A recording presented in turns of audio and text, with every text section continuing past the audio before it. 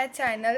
तर आज आम्ही मस्त नरसोबाच्या वाडीचं दर्शन करायला जाणार आहे. तुम्हाला थंबनेलवरून कळालंच असेल. आणि अजून एक गोष्ट ती म्हणजे 26 तारखेला पंढरपूरला अधिक महिन्याची पंगत होती आणि त्यावेळेस मी काही नव्हते, त्यामुळे मी व्हिडिओ वगैरे काहीच नाही, पप्पांनी पण नाहीत काढले. त्यामुळं म्हटलं की ठीक आहे, सगळ्याच गोष्टी दाखवल्याच पाहिजेत असं काही नाही आहे.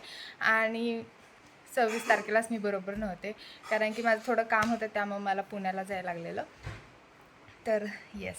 आणि प्रत्येक अधिक महिन्यात आमची पंगत असते आणि आमचे पप्पा नेहमीच ते करतात. जसं करते तसं मी तर अधिक महिन्याची पंगत पप्पांनी घातली असं मी ऐकते. आणि आमच्या पप्पांना असं खूप वेड आहे की लोकांना जीव घालणं किंवा हे करणं ते करणं.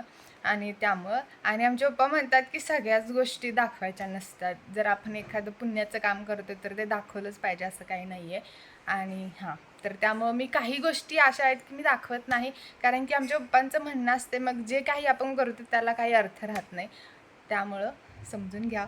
तर जर मला काही फोटो वगैरे भेटले कुणाकडून तर मी नक्की इथं लावेन आणि तुम्हाला पण दाखवेन. आणि सगळ्यांना माहीत असेल की अधिक महिन्याची दिंड्या पण निघतात, सो त्यांचीच पंगत आम्ही घालतो. आणि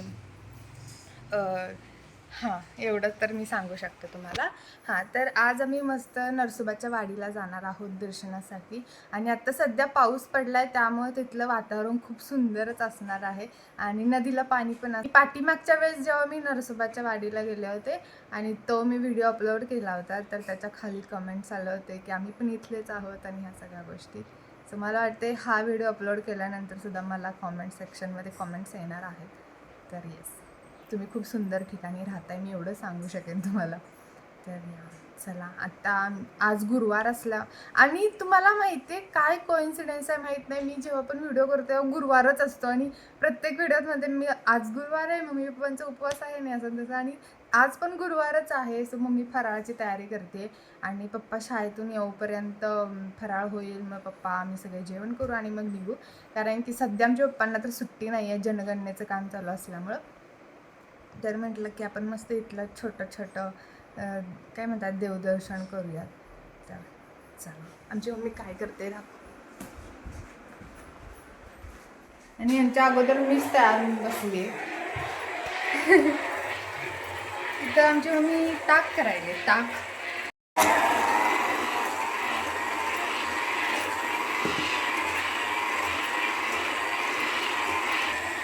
आणि इथं लोणी काढलेलं आहे. तू प्रत्येक वेळेस ह्यातच काय करते ग मम्मी? इथं मस्त खिचडी तयार झाली आहे.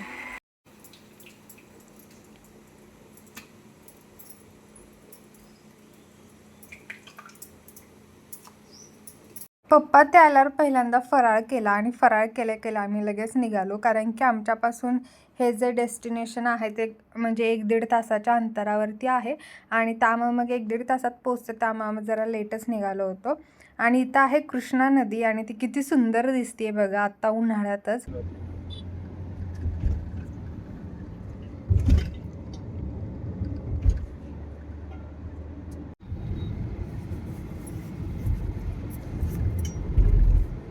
आणि फायनली आम्ही नरसोबाच्या वाडीला पोहोचलो आणि तुम्ही बघू शकता किती गर्दी आहे, कारण की सध्या अधिक महिना चालू असल्यामुळे सगळे लोक देवदर्शन करतात त्यामुळं. आणि आज गुरुवारही होता आणि त्यामुळं पण आय थिंक गर्दी असू शकते. तर आम्हाला असं वाटलेलं की आम्हाला पार्किंगला जागा भेटणार नाही, आम्हाला कुठेतरी बाहेर गाडी लावावी लागेल आणि तिथून चालत उन्हात मंदिराकडे जावं लागेल, पण असं काही झालं नाही.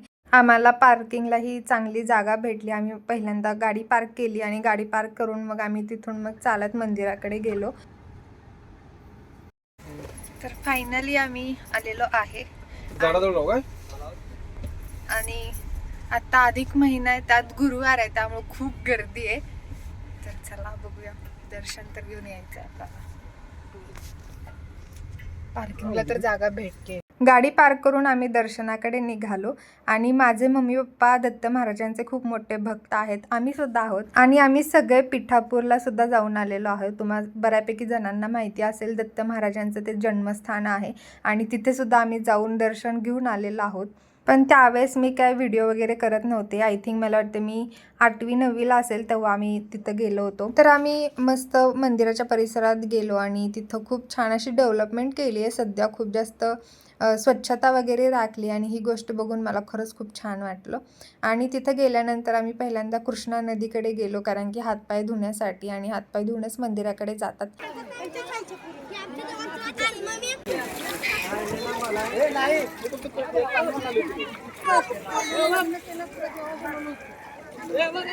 आणि ते झाल्यानंतर आम्ही जे नारळ अगरबत्ती वगैरे घेतलं होतं, तर अगरबत्ती लावण्यासाठी त्यांनी एक व्यवस्थित अशी त्याला स्टँड केलेलं आहे एका बाजूला.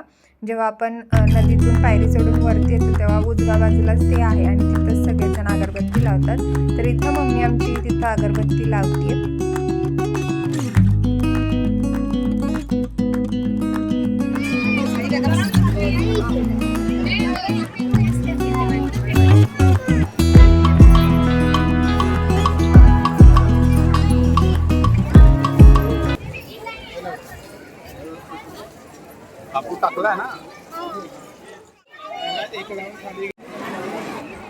आणि हे झाल्यानंतर आम्ही मस्त दर्शनाकडे निघालो आणि आम्ही दर्शन पण घेतलं, पण तिथं मोबाईल किंवा कॅमेरा अलाउड नव्हता, त्यामुळे मी काही शूट नाही करू शकले. आणि प्रत्येकच मंदिरात व्हिडिओ किंवा फोटो घेण्यासाठी मनाईच असते, कारण की मंदिराची पवित्रता आणि सुरक्षा राखण्यासाठी ह्या गोष्टी केल्या जातात. आणि ही गोष्ट मला एका मंदिराच्या पुजाऱ्यांनी सांगितलेली. आणि ही गोष्ट तुम्हाला माहिती होती का, मला नक्की कमेंट सेक्शनमध्ये सांगा.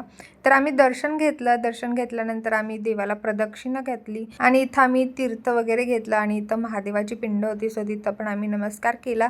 आणि हे झाल्यानंतर मंदिराच्या समोरच बैठक व्यवस्था आहे, म्हणजे तिथं सगळेजण बसतात जेव्हा आपण दर्शन होतं. सो आम्ही तिथं 5-10 मिनटं बसलो आणि जो आम्हाला प्रसाद दिला होता तर तो प्रसाद खाल्ला आणि त्याच्यानंतर मग आम्ही परत माघारी यायला निघालो. सो इथून आम्ही मस्त प्रसाद घेतला घरी. आणि आम्ही जेव्हा पण इथं येऊ तेव्हा आम्ही धूप अगरबत्ती घेतो, कारण की इथली धूप अगरबत्तींना खूप छान असा फ्रेग्रन्स असतो आणि तो जास्त वेळ टिकतो पण. तर त्यामुळे मग ते पहिली गोष्ट आमची हीच असते की धूप अगरबत्ती घेणं. आणि मम्मीने दुसऱ्या पण काही सामान घेतलं. आणि तुम्हाला माहिती आहे, नरसोबाच्या वाडीला खाण्यापिण्याच्या पण गोष्टी खूप प्रसिद्ध आहेत आणि त्यापैकी एक म्हणजे बासुंदी. बासुंदी खूप फेमस आहे वाडीची. त्यामुळे मग आम्ही दर्शन झाल्यानंतर काहीतरी थंड पिण्यासाठी इथं आलो आणि मम्मी पप्पांनी मस्त ताक घेतलं आणि मी यांची फेमस बासुंदी.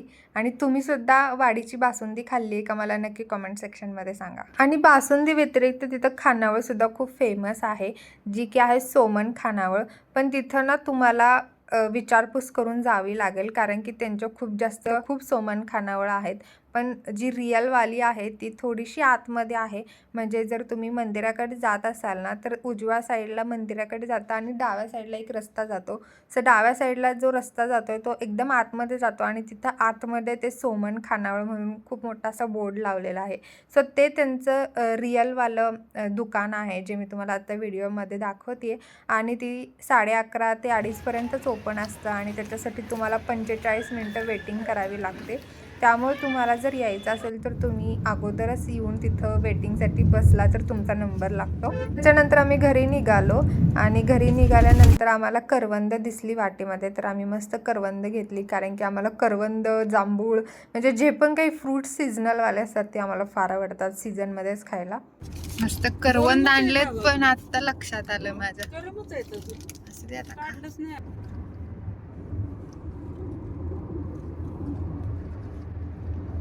तर आम्ही आत्ताच घरी आलेलो आहे आणि इथं आमच्या मम्मीची स्वयंपाकाची तयारी चालू आहे, कारण की गुरुवार असल्यावर आमच्या घरात लवकर स्वयंपाक बनतो, दोघांचा पण गुरुवार असल्यामुळं. आणि इकडं चहा पण ठेवलेला आहे, सो आता आम्ही चहा मस्त घेतो.